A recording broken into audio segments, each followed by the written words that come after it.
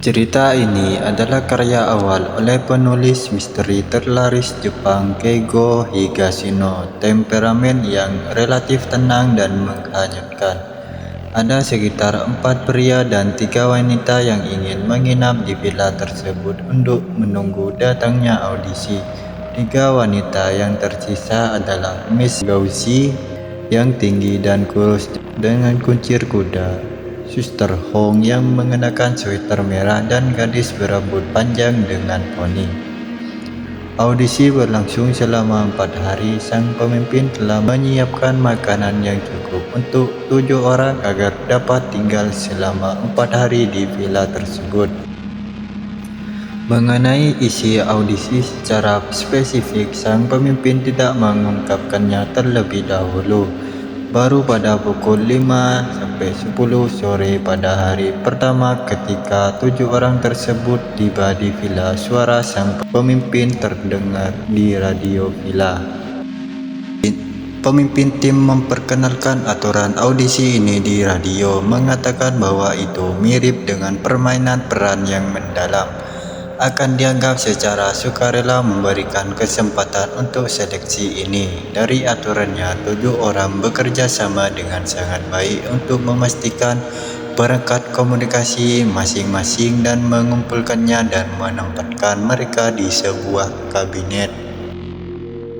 Berpura-pura bahwa mereka benar-benar kehilangan kontak dengan dunia luar. 7 buku karya Ratu Misterius Agatha Christie ditemukan di sudut aula. Tak seorang pun selamat. Wang mau mengira buku-buku ini adalah petunjuk yang ditinggalkan oleh pemimpinnya.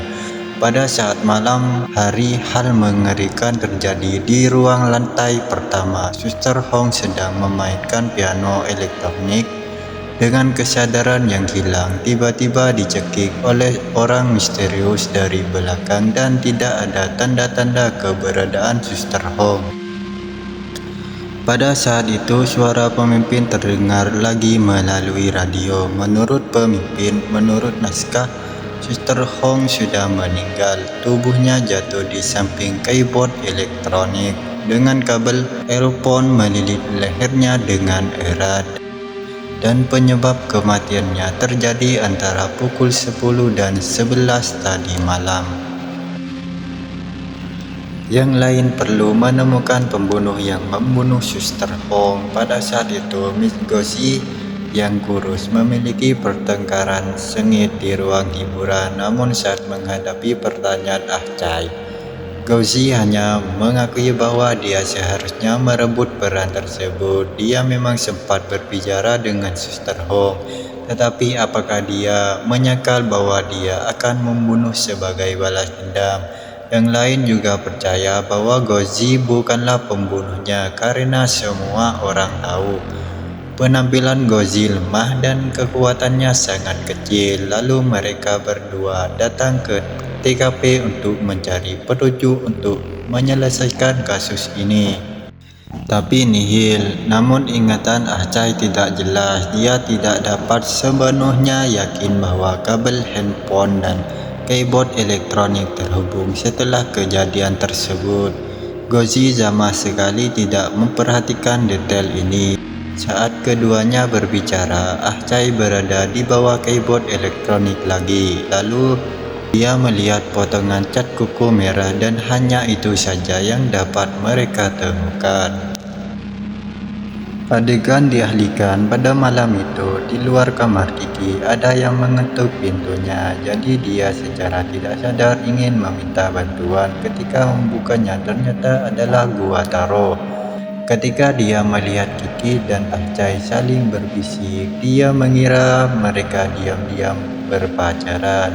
Jadi dia datang untuk menanyakan untuk memastikan. Meskipun Kiki tidak tertarik pada Gua Taro, dia tetap mengatakan yang sebenarnya, bahwa dia dan Ah Chai tidak berpacaran lagi. Sebelumnya mereka hanya mengobrol dan menganalisis cinta. Gua Taro sangat senang mendengarnya. Dia kembali ke kamarnya untuk beristirahat dengan tenang. Tak lama kemudian, ada yang mengetuk pintunya lagi. Dia mengira Guataro, ternyata yang datang si pembunuh misterius tersebut. Kiki berteriak minta bantuan, tapi tidak seorang pun yang mendengarnya. Lalu keesokan hari, mereka pun berkumpul untuk memanggil Kiki ke kamarnya karena dia tak kunjung keluar. Setelah mereka masuk ke dalam, mereka dikejutkan dengan tinta merah di tembok kamar Kiki. Kemudian Gozi menuduh Guataro karena dia yang selalu mengganggu Kiki. Guataro tidak mengakuinya, kemudian dia pergi dan mengatakan ingin sarapan. Setibanya di meja makan, mereka melihat vas di atas meja dengan darah di atasnya. Itu pasti senjata pembunuh yang membunuh Kiki. Guataro mengambil vas itu dan melihatnya dengan saksama. Dia terkejut saat mengetahui bahwa darah itu bukan dari plasma prop tapi dari darah manusia yang nyata. Setelah kejadian itu, mereka berencana untuk meninggalkan villa tersebut. Bahkan jika mereka pergi, mereka mungkin akan benar-benar mati kedinginan. Alasan mengapa Huang mau terburu-buru pergi adalah karena dia khawatir akan menjadi korban berikutnya. Kemudian adegan dialihkan, ternyata rombongan mereka pernah memiliki seorang aktris senior bernama Yame. Kemampuan akting Yame luar biasa, tapi setahun yang lalu Yame kalah dalam kompetisi untuk peran utama dan hanya mendapatkan peran sebagai pemimpin wanita. Setelah itu, Suster Hong Huang Mao dan temannya pergi ke rumah Yame dan tak tahu masalah apa. Suster Hong dan Yame malah bertengkar di sana. Huang Mao mau memisahkan mereka, tapi Suster Hong mendorong Huang Mao sampai terlempar dan terpukul ke meja tersebut. Tak lama setelah kejadian itu, Suster Hong yang masih kesal kepada Yame tiba-tiba memikirkan ide bagus untuk mengerjai Yame. Dia menelpon Yame dan berbohong dengan suara menangis bahwa Huang Mao terbakar dan matanya mulai sakit parah.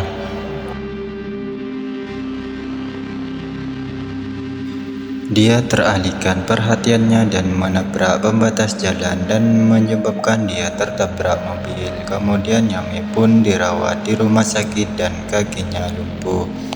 Lalu adegan dialihkan ke kejadian yang membunuh Suster Hong dan Kiki. Pada saat itu, Guataro menuduh Acai yang membunuh mereka dan mereka pun berdebat hebat. Kemudian Yuge pun mengatakan bahwa Acai setiap mau tidur tangan kita harus diikat biar terlihat romantis, ucap Yuge. Dan emosi Guataro pun reda seketika. Hari pun berganti pada saat Acai berada di ruang tamu. Dia menemukan kamera CCTV di tembok. Lalu Acai memanggil teman-temannya dan melihat rekaman CCTV tersebut. Ternyata pembunuh itu mengenakan pakaian hitam dan menutup kepala serta wajahnya tidak terlihat. Selain itu, pada malam kejadian, listrik padam dan cahaya di ruangan itu sangat redup. Tidak hanya tidak mungkin untuk membedakan penampilan pembunuh, tetapi bahkan jenis kelaminnya tidak dapat dilihat dengan jelas.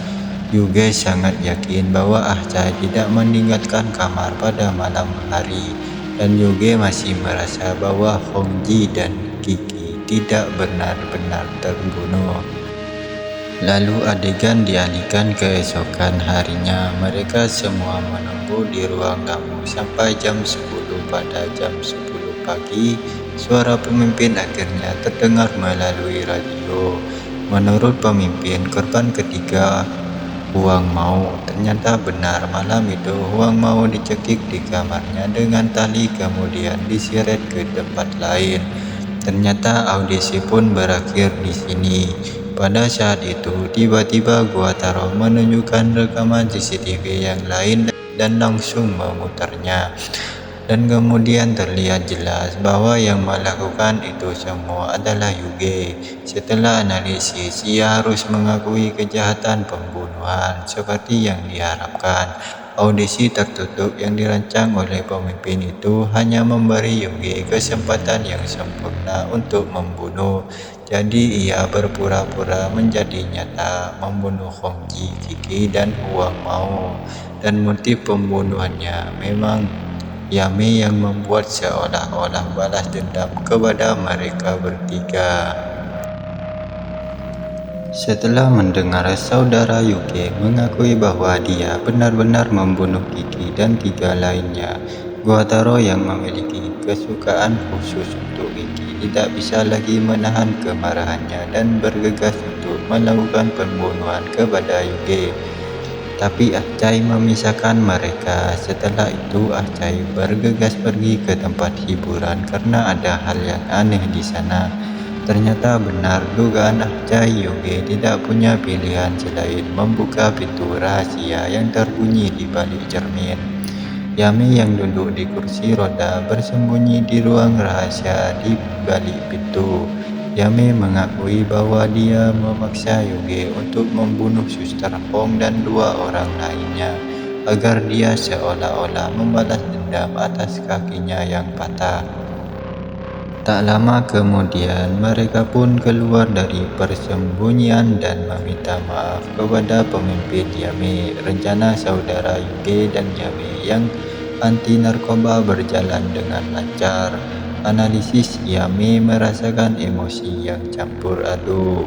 Beberapa orang terakhir dalam cerita ini menempatkan pengalaman mereka di panggung Huaju, memungkinkan Yami untuk kembali ke panggung. Akhir cerita ini berakhir di sini. Jangan lupa like, komen, dan subscribe untuk menyemangati kami. Ketemu lagi di video selanjutnya.